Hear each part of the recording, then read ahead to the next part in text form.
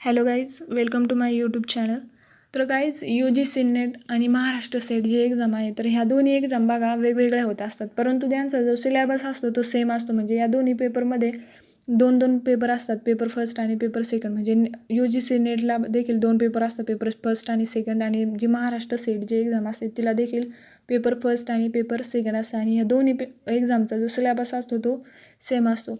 तर बघा, यामध्ये याआधी मी एक व्हिडिओ अपलोड केला आहे की जो पेपर फर्स्ट असतो तर त्याच्यासाठी कोणता सिलेबस असतो, आणि जो पेपर सेकंड असतो कॉमर्सचा तर त्यासाठी कोणता सिलेबस आहे किंवा कोणती युनिट आहे, तर ते त्यामध्ये दिले. तर माझ्या डिस्क्रिप्शन बॉक्समध्ये ती लिंक दिली आहे, तुम्ही ती लिंक चेक करू शकता आणि सिलेबस बघू शकता पेपर फर्स्टसाठी काय, आणि जो पेपर सेकंड असतो कॉमर्सचा तर त्याचा देखील सिलेबस काय तर ते बघू शकता, की जेणेकरून तुम्हाला जी एक्झाम आहे UGC नेट असेल किंवा महाराष्ट्र सेट असेल तर त्याची व्यवस्थित प्रिपरेशन करता येईल. तर गाईज, UGC नेट आणि जी महाराष्ट्र सेट एक्झाम जी आहे तर त्याचा जो पेपर सेकंड जो असतो कॉमर्स फॅकल्टीचा, तर त्यासाठी एक मी कोर्स डिझाईन करते की त्यामध्ये मी तुम्हाला topic wise video lecture upload करणार आहेत, की जेणेकरून तुम्हाला जो पेपर सेकंड असतो कॉमर्सचा तर त्याचं प्रिपरेशन व्यवस्थित करता येईल. तर गाईज, तुम्ही जर माझ्या यूट्यूब चॅनलला जर नवीन असेल तर प्लीज सबस्क्राईब करा, की जेणेकरून तुम्हाला यानंतर जे व्हिडिओ लेक्चर मी अपलोड करणार आहे की त्याचं नोटिफिकेशन तुम्हाला मिळून जाईल. आणि जर कोणी सेट किंवा नेटची जर प्रिपरेशन करत असेल तर त्यांना देखील ही लिंक शेअर करा, की जेणेकरून त्यांना देखील या कोर्सचा त्यांना फायदा भेटेल. बघा, फ्री ऑफ कॉस्टमध्ये तुम्हाला मिळतं आहे, त्यामुळं तुम्ही ते तुमच्या फ्रेंड्समध्ये शेअर करू शकता, की जेणेकरून त्यांना देखील या कोर्सचा फायदा होईल. बघा, वेळ वाया न घालवता आपण जो पेपर सेकंड आहे कॉमर्सचा तर त्या सेकंड पेपरमधलं जे फर्स्ट युनिट आहे बिझनेस एन्व्हायरमेंट आणि इंटरनॅशनल बिझनेस, तर याला सुरुवात करू. तर बघा, या युनिटचे मी जवळजवळ 10 ते 12 व्हिडिओ लेक्चर अपलोड करणार आहे, की ज्यामध्ये जी युनिट फर्स्ट आहे तुमचं तर ते पूर्णपणे कवर होणार. म्हणजे जे इम्पॉर्टंट जे टॉपिक आहे तर त्यामध्ये आपण यामध्ये कवर करणार आहोत. तर बघा गाईज, यामध्ये आपण फर्स्ट बघू बिझनेस एन्व्हायरमेंट. तर बघा, यामध्ये आपल्याला कन्सेप्ट, इलेमेंट आणि नेचर बघायचे. तर फर्स्ट आपण बघू की बिझनेस एन्व्हायरमेंट. तर बघा, business environment is a sum or collection of internal and external factors such as employees, customer needs and expectation, supplier and demand management etcetera which affect the working of business. तर बघा, जे business environment आहे तर ते काय internal आणि external एन्व्हायरमेंटचं collection आहे. म्हणजे इंटरनलमध्ये काय येतं बघा, जे एम्प्लॉई असेल किंवा जे बिझनेसमध्ये जे ऑफिसर असतील तर ते कशामध्ये येणारे इंटरनल, म्हणजे व्यवसायाचे किंवा बिझनेसचे जे अंतर्गत घटक असतात तर ते कशामध्ये येतात इंटरनल फॅक्टरमध्ये. आणि जे एक्सटर्नल फॅक्टरमध्ये काय येतं, जे कस्टमर असेल किंवा गव्हर्नमेंट असेल किंवा जे फायनान्सर असेल तुमचे तर ते कशामध्ये येणार आहे एक्सटर्नल. म्हणजे ते बिझनेसच्या अंतर्गत घटक असतात तर नाही, म्हणजे जे अंतर्गत घटक नाही त्यांना आपण एक्सटर्नल फॅक्टर म्हणतात. आणि जे अंतर्गत घटक असतात म्हणजे व्यवसायाच्या आतमध्ये असून ते बिझनेसवर इफेक्ट करत असतात किंवा त्याचा इम्पॅक्ट हा बिझनेसवर होत असतो त्यांना इंटरनल फॅक्टर असं म्हणतो. म्हणजे ह्या इंटरनल आणि एक्सटर्नल फॅक्टरचा बिझनेसवर परिणाम होत असतो किंवा इम्पॅक्ट होत असतो. त्यानंतर आपल्याला बघायचं की नेचर ऑफ बिझनेस एन्व्हायरमेंट. तर बघा, याचं नेचर काय आहे तर ते बघूया आपण. Pacific and general forces. बघा, याचं जे नेचर आहे ते कसं आहे पेसिफिक आणि जनरल फोर्सेस. म्हणजे पेसिफिक कसं की जे कस्टमर असेल किंवा जे एम्प्लॉईज असेल तर त्यांचं फक्त एकाच बिझनेसवर इफेक्ट होणार आहे. म्हणजे एका बिझनेसचे जे कस्टमर किंवा एम्प्लॉईज असेल त्याच बिझनेसवर त्यांचा इफेक्ट होणार आहे. ऑल बिझनेसवर होणार आहे की त्यांचा तर नाही. परंतु जे जनरल फोर्सेस असतात ते सगळ्यांना जनरल असतात. म्हणजे सगळ्या बिझनेसला ते कॉमन असतात आणि सगळ्या बिझनेसवर त्याचा इम्पॅक्ट होत असतो. बघा, फॉर एक्झाम्पल गव्हर्नमेंटच्या पॉलिसी असेल म्हणजे चेंजेस इन पॉलिसी, त्यानंतर रेग्युलेशन ऑफ गव्हर्नमेंट, म्हणजे याचा परिणाम काय होणार फक्त एकाच बिझनेसवर होणार आहे का तर नाही. म्हणजे पेसिफिक आणि जनरल फोर्सेस याचं असं नेचर आहे. म्हणजे पेसिफिक कसं फक्त त्याच बिझनेसवर त्याचं इफेक्ट होतो. त्यामध्ये फॉर एक्झाम्पल आपल्याला काय बघता येईल कस्टमर आणि एम्प्लॉईज, आणि जनरलमध्ये काय बघता येईल गव्हर्नमेंटच्या ज्या पॉलिसी असतात तर त्यानंतर डायनॅमिक. तर बघा, याचं जे नेचर आहे ते कसं आहे डायनॅमिक. म्हणजे बघा, आपल्याला माहीत नसतं की आपल्या बिझनेसमध्ये काय चेंजेस होणार आहे किंवा काय बदल होणार आहे तर ते आपल्याला माहीत नसतं. म्हणजे याचं नेचर कसं आहे डायनॅमिक. त्यानंतर अनसर्टन.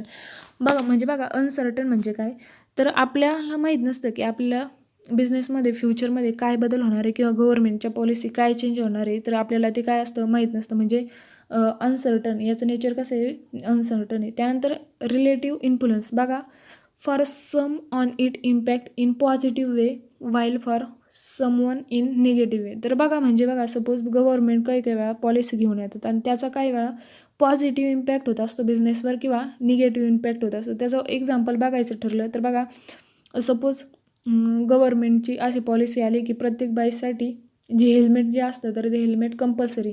तर बघा जर कंपल्सरी हेल्मेट जर असेल तर काय होणार आहे, जे हेल्मेट मॅन्युफॅक्चरिंग करणाऱ्या ज्या कंपन्या आहेत तर त्यांच्यावर कसा इम्पॅक्ट होणार आहे, पॉझिटिव्ह इम्पॅक्ट होणार आहे की जेणेकरून त्यांचा मॅन्युफॅक्चरिंग प्रोसेस वाढणार आहे. म्हणजे आता बाईकवाल्यांसाठी जर हेल्मेट कंपल्सरी जर करत असेल तर बाईकवाले काय करणार आहे, त्या हेल्मेटची मोठ्या प्रमाणावर डिमांड करणार आहे. मग काय होणार आहे, ते हेल्मेट मॅन्युफॅक्चरिंग करणाऱ्या कंपन्यांना त्यांचं बेनिफिट होणार आहे, त्यांची डिमांड असणार आहे त्यांच्या हेल्मेटला, त्यामुळं मॅन्युफॅक्चरिंग वाढणार आहे आणि बेनिफिट पण त्यांचा वाढणार आहे. म्हणजे कसा इफेक्ट या पॉलिसीचं त्यांच्यावर कसा इफेक्ट होणार आहे, पॉझिटिव्ह इफेक्ट होणार आहे. म्हणजे त्यांच्यासाठी एक ऑपॉर्च्युनिटी त्या थ्रू भेटणार आहे. परंतु जर बघा निगेटिव्ह इम्पॅक्ट जर पडत असेल काही पॉलिसीचं, निगेटिव्हचं आपण उदाहरण घेतलं तर बघा तंबाखू मॅन्युफॅक्चरिंग करणाऱ्या ज्या कंपन्या आहे, सपोज गव्हर्नमेंटनी तंबाखूवर बंदी घातली तर काय होणार आहे, त्या तंबाखू मॅन्युफॅक्चरिंग करणाऱ्या कंपन्यांना वर काय परिणाम होईल, निगेटिव्ह परिणाम होईल. कारण कसा, तर तंबाखू जर बंद झाली तर त्यांचे डिमांड देखील कमी होणार आहे. त्यामुळे काय होणार आहे, ह्या तंबाखू मॅन्युफॅक्चरिंग करणाऱ्या कंपन्या देखील बंद होतील. म्हणजे याचा पॉझिटिव्ह देखील इम्पॅक्ट होत असतो आणि निगेटिव्हली देखील इम्पॅक्ट होत असतो. त्यानंतर आपल्याला बघायचं आहे की कंपोनंट्स ऑफ बिझनेस एन्व्हायरमेंट. बघा जे बिझनेस एन्व्हायरमेंट आहे तर त्याचे कंपोनंट काय काय आहे तर ते बघायचे. त्यामध्ये एक्सटर्नल एन्व्हायरमेंट आणि जे इंटरनल एन्व्हायरमेंट असे दोन घटक येतात.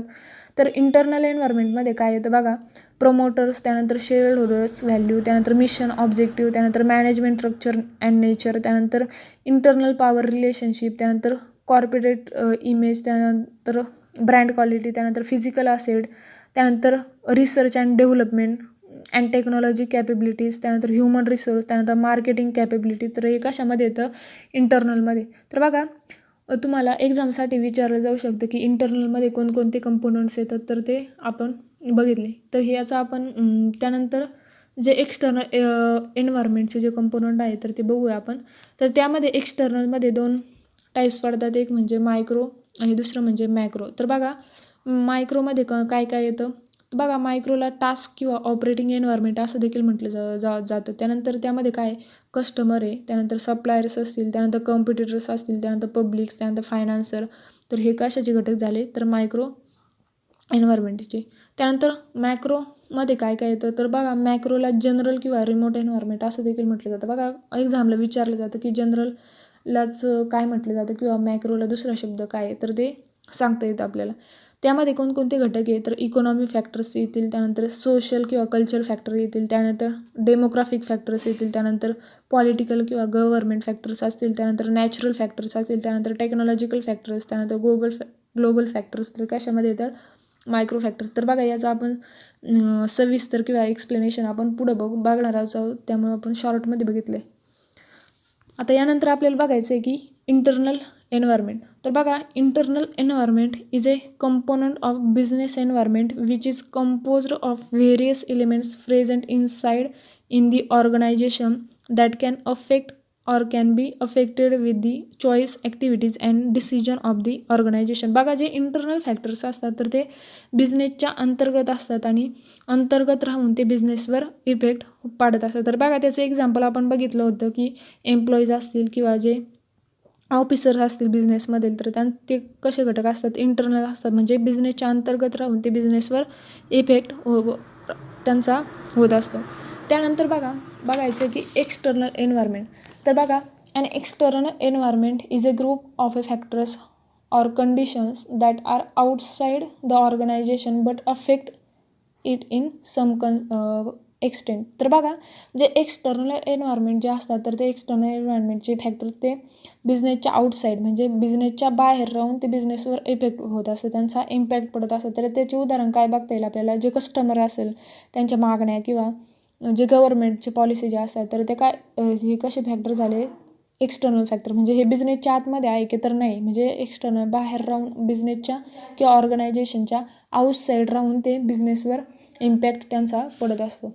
त्यानंतर आपल्याला बघायचं की टाईप्स ऑफ एक्सटर्नल एन्व्हायरमेंट. तर बघा जे एक्सटर्नल एन्व्हायरमेंटचे जे आहे तर त्याचे 2 टाईप्स पडतात.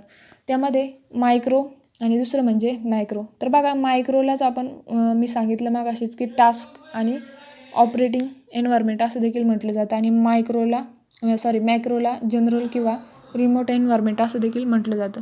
त्यानंतर बघायचं आहे आपल्याला की जे मायक्रो एन्व्हायरमेंट आहे, एक्सटर्नल मायक्रो एन्व्हायरमेंट, तर ते काय? तर micro external forces have an important effect on a business operation of a firm. This forces are near to the organisation as compare to micro forces. तर बघा जे micro external जे forces आहे तर ते बिझनेसवर इफेक्ट होत असतं त्यांचा आणि ते जे आहे तर ते बिझनेसच्या नियर म्हणजे ॲज कम्पेअर टू जे मॅक्रो जे एन्व्हायरमेंट आहे त्याच्यापेक्षा जवळ राहून हे बिझनेसवर इफेक्ट होत असतो. त्याचे एक्झाम्पल पाहायचं ठरलं तर जे सप्लायर्स असतील किंवा कस्टमर असेल, पब्लिक असेल, म्हणजे हे एक्सटर्नल फॅक्टर्स असतात परंतु हे जवळ म्हणजे एक ऑर्गनायझेशनच्या जवळ असतात. म्हणजे एक्सटर्नल तर असतात परंतु जवळून हे बिझनेसवर किंवा ऑर्गनायझेशनवर यांचा इम्पॅक्ट होत असतो. This environment includes suppliers, customer, public etcetera. म्हणजे यामध्ये काय काय इन्क्लूड आहे? सप्लायर्स किंवा कस्टमर किंवा पब्लिक यांचा जो इम्पॅक्ट आहे तर तो बिझनेसवर होत असतो. त्यानंतर आहे एक्सटर्नल मॅक्रो एन्व्हायरमेंट.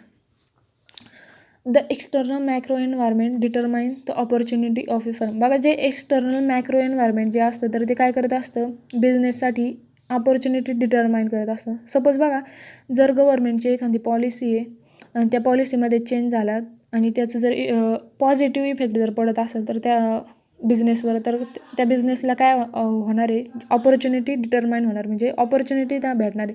सपोज बघा आपण हेल्मेटचं उदाहरण घेतलं होतं तर हेल्मेटची त्यांनी पॉलिसी केली गव्हर्नमेंटनी की बाईकवाल्यांसाठी जर हेल्मेट कंपल्सरी असेल तर काय होणार आहे? बिझनेसवर पॉझिटिव्ह इफेक्ट होणार आहे. पॉझिटिव्ह इफेक्ट म्हणजेच त्यांना ऑपॉर्च्युनिटी भेटणार आहे की जेणेकरून त्यांचं जे मॅन्युफॅक्चरिंग प्रोसेस आहे ती कशी होणार आहे? वाढणार आहे आणि त्यापासून त्यांना बेनिफिट होणार आहे. त्याचप्रमाणे थ्रेट्स देखील प्रोव्हाइड करत असं, म्हणजे जे धोके किंवा जे अडथळे तर ते यामुळे देखील होऊ शकते. म्हणजे बघा आपण उदाहरण बघितलं की तंबाखूची जर तंबाखूवर जर बंदी असेल तर तंबाखू मॅन्युफॅक्चरिंग करणाऱ्या कंपन्या काय करणार आहे? त्या बंद होतील, कारण तंबाखूवर बंदी घातली आहे जेणेकरून आणि त्यामुळंच साहजिक आहे त्यांचं मॅन्युफॅक्चरिंग प्रोसेस देखील काय होणार आहे? कमी होणार किंवा बंद होणार आहे. म्हणजे या मॅक्रो एन्व्हायरमेंटचा बिझनेसवर पॉझिटिव्हली आणि निगेटिव्हली इफेक्ट होत असतो. म्हणजे पॉझिटिव्हली कसा की त्या ऑपॉर्च्युनिटी त्या थ्रू त्यांना भेटत असते आणि त्यानंतर निगेटिव्हली म्हणजे थ्रेट्स देखील त्यांना या थ्रू भेटत असतात. त्यानंतर आहे types of external macro environment. बघा जे मॅक्रो एन्व्हायरमेंट आहे तर त्याचे इम्पॉर्टंट जे टाईप्स आहे तर ते आपण यामध्ये डिस्कस करणार आहोत. त्यामध्ये फर्स्ट जो टाईप्स आहे इकॉनॉमिक एन्व्हायरमेंट. तर बघा यामध्ये काय सांगता येईल की जे इकॉनॉमिक एन्व्हायरमेंट आहे तर त्यामध्ये काय इन्क्लूड असतं की जे इकॉनॉमिक सिस्टीम आहे की म्हणजे जी आपली इकॉनॉमिक सिस्टीम आहे तर ती कशी आहे? मिक्स आहे की कशी आहे? कॅपिटलाइज आहे किंवा पर्सनलाइज आहे, तर ती यामध्ये इकॉनॉमिक एन्व्हायरमेंटमध्ये असतं. त्यानंतर इकॉनॉमिक पॉलिसी कशी, म्हणजे जी फिक्सल पॉलिसी किंवा मॉनिटरी पॉलिसी किंवा फायनान्शियल पॉलिसी, तर यामध्ये इकॉनॉमिक एन्व्हायरमेंटमध्ये याचा समावेश केला जातो. त्यानंतरचं टाईप्स आहे की सोशल अँड कल्चरल एन्व्हायरमेंट. तर बघा काय काय येतं तर याचे जे इम्पॉर्टंट एलिमेंट्स आहेत तर ते आपण बघूया. त्यामध्ये लँग्वेज किंवा नॉर्म्स किंवा रिलिजन्स, त्यानंतर कल्चर, त्यानंतर ट्रॅडिशन किंवा नॅशनलिझम, तर यामध्ये हे सोशल आणि कल्चर एन्व्हायरमेंटमध्ये याचा समावेश होत असतो. तर बघा एक्झामला विचारलं जातं की जे सोशल किंवा कल्चर एन्व्हायरमेंट आहे तर त्याची एलिमेंट कोणते तर ऑप्शनमध्ये दिलं जातं की लँग्वेज असेल किंवा मॉरल असेल किंवा जे नॉर्म्स असेल किंवा कल्चर असेल तर ते विचारलं जातं. त्यानंतरचा टाईप्स आहे की पॉलिटिकल अँड लिगल एन्व्हायरमेंट. बघा यामध्ये जे पॉलिटिकल आणि लिगल एन्व्हायरमेंट आहे त्यामध्ये काय काय येतं? जे सेंट्रल आणि स्टेट गव्हर्नमेंट आहे किंवा त्यांचं जे रिलेशन आहे तर ते कसं आहे तर ते यामध्ये येतं. त्यानंतर stability of political structure.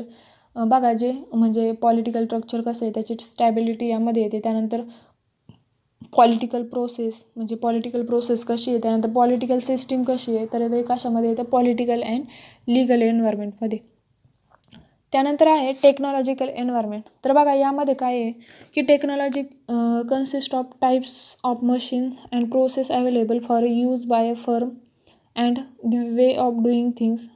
The improvement in technology raise total factor productivity of a firm and reduce unit cost of output. तर बघा म्हणजे काय की एखादी जी ऑर्गनायझेशन असेल किंवा बिझनेस असेल तर ती कोणती टेक्नॉलॉजी यूज करते. सपोज जर लेबर लावून काम करते किंवा एखादी टेक्नॉलॉजी यूज करते किंवा जी टेक्नॉलॉजी यूज करते ती ओल्ड करते आहे की नवीन करते तर ते तर याचा समावेश कशामध्ये होतो, टेक्नॉलॉजी एन्व्हायरमेंटमध्ये. आणि या टेक्नॉलॉजिकल एन्व्हायरमेंटचा इम्पॅक्ट देखील हा बिझनेसवर होत असतो.